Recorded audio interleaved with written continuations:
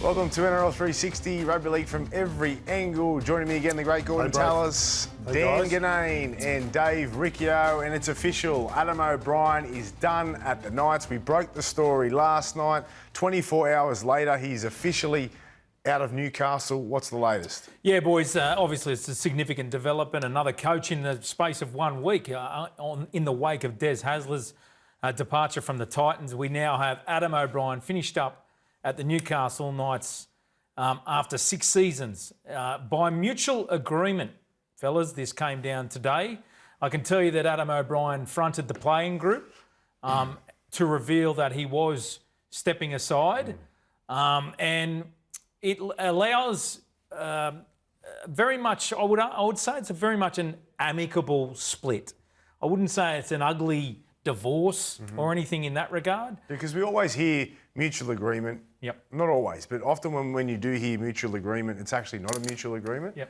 Is this one a mutual agreement? Yeah, I do, and I think it speaks to, I mean, talking to the Knights powers that be today, to the point of which I believe Adam O'Brien will go to the presentation night. Like, this is, they wanted to end well here, as well as possible, to the point of which he will finish the last 2 games of the season, playing Cronulla this Sunday, followed by the Parramatta Eels. So, look, we all believed it was in train as far as Adam's time coming towards an end at the Knights, and finally today they've reached a resolution. We have heard this for a while, though, on and off for a number of years, really. His job's been in question at different times for different reasons. How did this come to a head? What's brought it to this? I know we're saying it's a mutual option and both parties are happy, content in the decision, but what brought it to this? I think firmly over the last 3 to 4 weeks, the spirit within the side, as far as their fight is concerned, if you think maybe back 6 to 7 weeks ago, they were defending very well as a football team. They were in matches up until halftime against the Melbourne Storm, for an example. But over the last couple of weeks, the air is slowly coming out of the balloon.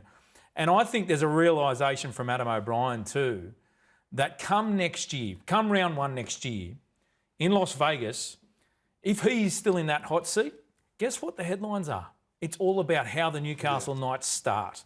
And I think he's decided that enough's enough. I think there's a genuine element of fatigue here as a head coach, and that it's time for him to take some time out of the game. I think it's an honourable, dignified exit. He could have waited and forced them to sack him to get the full payout, and we understand it was a mutual agreement on the payout, which probably tends to think mightn't be the full amount. But I think this is a great way to go in that he does it himself. There is no hostility. And I've got to say, look, 43% doesn't look great. I actually think it's a successful reign. Okay, they didn't hit any great heights. They kept falling into finals and going out the back door. They won 1 final against Canberra in a 5v8. But you know what? Considering where Newcastle were, they were in the depths of despair through the Bennett era, the Nathan Brown, who was trying to rebuild them era. I don't think you can say it's a failed era by any means. 4 finals in 6 appearances in 6 years is not bad. Adam O'Brien's failings, I think, were more PR. You don't take on the Johns brothers early in your stint and sort of call them out. That's not going to work in Newcastle. There are other things I've talked about, not great in press conferences, but these are sort of outside things. Attacking the fans at one point, which to his credit, he acknowledged and apologised the next day, and it takes a man to do that. But from a coaching perspective, I think it's a reasonable run. Gordy. Yeah, I think he got all of his ideas over there. And as you said, just the way you explained it with both of you, you can get tired and they need a new voice. And they had been defensively really good all year, right? For the players they've had. And they've had injuries. Everybody gets injuries.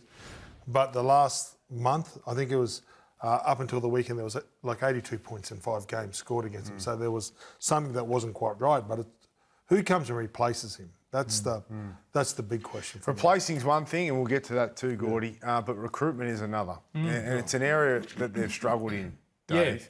Yeah. And we spoke last night about, Dylan, the amount of money he's getting to go there. They've got Kalyn on huge dollars. They're short in the forwards.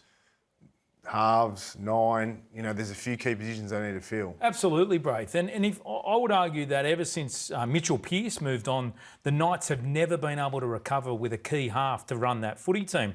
I'm talking about the likes of Jake Clifford, Adam Clune, Anthony Milford, Jackson Hastings, Tyson Gamble. The list goes on of this revolving door of halves. And coupled with that is the departure of Leo Thompson, Daniel Saifiti, Kurt Mann and Mitch Barnett. They're key figures that have gone on and kicked goals at rival clubs. And I think that is another factor in Adam's departure, that the club have realised that we haven't been able to nail our recruitment. The flip side to that is, fellas, and I'd be interested to get your opinion, Is that him not being a good lure? Yep. Or is that poor decisions by the recruitment? Yeah. Or both? I think it's both. I definitely think it's both. I've been critical of Knights management in the past, and I think, to their credit, I think they've handled this situation very well. But there's no denying the chopping and changing of the hierarchy of the Newcastle Knights. It comes with different decisions every time and different opinions Jackson of players. Hastings, $800,000 a year. Whose decision was that? The coach or the club? Oh, I would say club at the time, yeah. But look, there's no doubt coach gets a say, but club, I would have leaned towards club there, and that's backfired tremendously. It's a long time. When did Pearce? 22. Yeah, that's a long. That's what, 3 seasons where the halves have never been sorted. Yeah. That's. You think about You're that. not going to win. You're not going to do much if you can't get your halves right over such a long span. Yeah, the irony of all this, fellas, is that now that Adam O'Brien's gone, arguably the Knights are going to have their most competitive and exciting spine in the last, since 22, since Pearce, with Dylan Brown, Fletcher Sharp, Kalyn Ponga and Phoenix Crossland at dummy half. That looks pretty sharp, you know? So to speak. Yeah. Yeah, well, you know what? It does and it doesn't. Like, the potential of it, yes. Potential, yep. And again, that's where they haven't exceeded Newcastle, is developing these players and reaching their potential. Kalyn is a fantastic player, and I've said he can be the best player in the competition. He plays limited games, he's injured a lot. And when he has played, he hasn't been his best this year. But we know how great he is. Dylan Brown, I mean, what are we going to get there? Yeah. We don't know. Yeah. Like it's already overs even if he does play well there. Yeah. But if he doesn't play well there, it's a horrific buy. And then, you've got Fletcher, who's got all the potential in the world. He's been really good at times, but still a jury out on him. And then Phoenix as well. He's a really good player. Yeah. But, you're right. There is potential there, and it's exciting if they get it right. And that's why the coach is probably so important. And that leads me to this. I spoke to Peter Parr this morning. The talk around Blake Green being done is not done. So that was a bit premature, which we spoke about in the show last night. I do believe they are going to go through a process and interview coaches. And I've heard as early as this morning Justin Holbrook is the front runner. Don't know how much I can read into that or believe that. He's obviously a chance. Yeah. What do we know about that? That's firmly my mail that I'm receiving, guys, is that Justin Holbrook is the front runner. He is the Newcastle background. There's a Newcastle back, and I think that's I'm not saying that's the prerequisite, but I think that's a plus. Yep. I think there needs to be a reconnection to the community somewhat, and that's not the worst thing. Here he is playing for Newcastle. He spent 3 years at St Helens coaching just guys. Going back though, you think that's because we did touch on that last night. I think there are some places you need to have. It's good to have a connection. It just works. Well, you know what I found bothersome, and again, you don't go by social media because it's not real life. But last week when the Broncos did their 5-day camp, and they went to Maitland, and Which worked.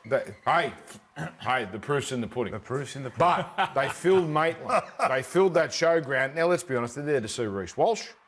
But there was a lot of commenting that why doesn't our club do this sort of thing? And it just made me, I just wonder, I'm not close enough to it, is there a disconnect between the club and the community? I mean, you see those crowds, they're there every week, so every second week. So I think every coach at every club needs to involve the community. And that is, it can be overlooked, but it is so underestimated.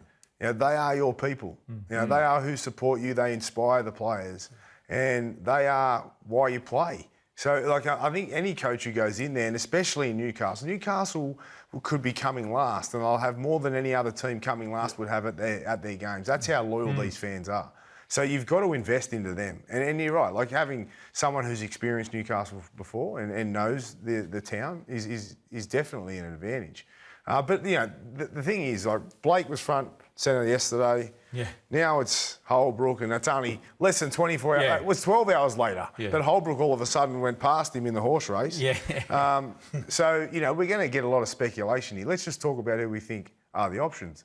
Is there any other options? Dean Young is another name that has come across my desk, guys. Current assistant coach of the St George Illawarra Dragons, formerly did a stint with the Cowboys. Definitely has aspirations to be an NRL coach. And from what we know, not only about Dean, but the Young family, they're a hard-nosed bunch. And he would bring toughness and a defensive mindset to that football club. The other one is Willie Peters, who has an increasing resume from what he's achieving in the UK Super League, has an attachment to the Knights, having previously worked there, and also has had an apprenticeship at a number of other clubs as well. So I think they're the names: Justin Holbrook, Blake Green, Dean Young, and Willie Peters. Willie Peters is interesting to me because he's done some great things over at Hull, but that's out of sight, out of mind here. Now, he's going to be an assistant coach, I believe, at the Kangaroos. Can you confirm that, Gordy? Can't confirm. And if he gets rave reviews from players talk. Yep. And he will get, if he gets rave reviews from the players about his intellect and about the way he connects with players, you can bet he will be, if he's not snapped up beforehand, he will be the first cab off the rank next year. It is incredible how out of sight, out of mind you are in the Super League, you know. He's done an amazing... Like, what, if you actually look at what he's been able to achieve there at Hull KR, it is unbelievable where they were and where they are now. So, yeah, obviously, I'm close with Willie. So I think he's going to be an NRL coach. There's no doubt about that. Whether this is the one or not, I think he'd do a fantastic job. But he's killing it over there. Fellas, what will be absolutely critical? And I went and had a look at the off-contract list for 2027. Now, that feels like ages away. Next year's 26, right? In 27, the Knights have 15 players off contract. So from next November 1, 26 November 1, the likes of Kalyn Ponga, Bradman Best, Dylan Lucas, Jacob Saifidi and Dominic Young, arguably the club's best players, will be available on the open market. Now, the initial stages of the new head coach, his ability to show a vision, to show that we're going to have success here, will be absolutely critical to keeping those players off the open market. I'll tell you what's critical to the new coach is being strong and making tough decisions. You know, because they've gone a bit around in circles a little bit in Newcastle. You know, you've got Blake Green there, who's their attacking coach. He is their halves coach. He's been underneath Adam O'Brien. And he's good mates with Kalyn, and he's close to the playing group, and that's a really good thing. But you're actually going to need someone. Yeah, but they can't score points. Exactly. Well, that's one thing. But you're going to need someone to come in there, and this takes me to Kalyn Ponga, right? And I'll get everyone's opinion on this. We spoke last night. Takes up a lot of the cap there. Not unfortunately, but they've spent a lot on Dylan. What do they do there? Do they?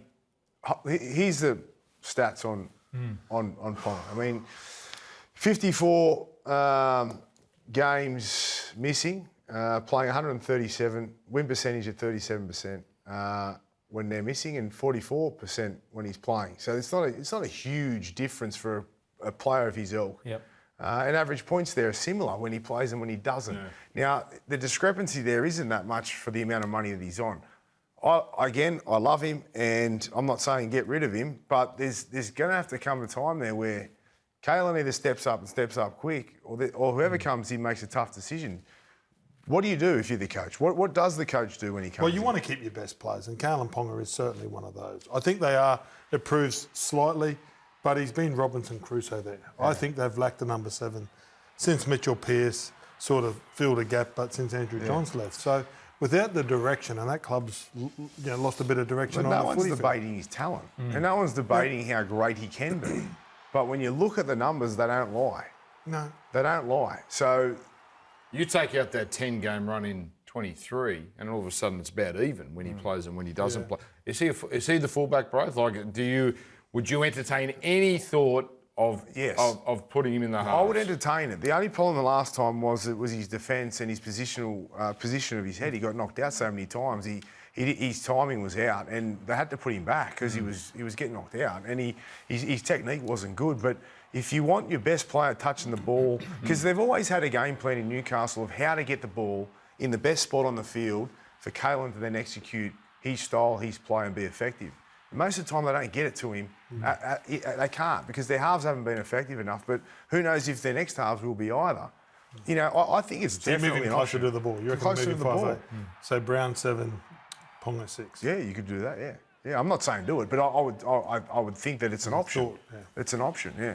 What's really interesting, guys, is that Dylan Brown is right on the radar of the Kiwi Test team. Stacey Jones wants to pick Dylan Brown, and that will shorten his preparation in joining Newcastle. It's going to be interesting to see if actually Dylan accepts the offer to play with New Zealand. I'm sure he would be passionate about it, but it is going to shorten that pre-season like nothing else under a new coach at Newcastle, of which is a new look spine. It is so critical this pre-season, of which will be shortened anyway due to the fact they're going to Las Vegas. They go earlier than the other rest of the comp. It's huge, absolutely huge. It'd be interesting when they do their search for the coach, how much this comes up in conversation. What are you going to do with Dylan Brown? How are you going to get the best out of him? Yep. What are you going to do with Justin Holbrook? Say this about him, attack-minded coach. Now, his record at the Gold Coast is looking better by the day because what followed since wasn't much chop either. So I can see why they're at least looking at the attacking-minded Holbrook.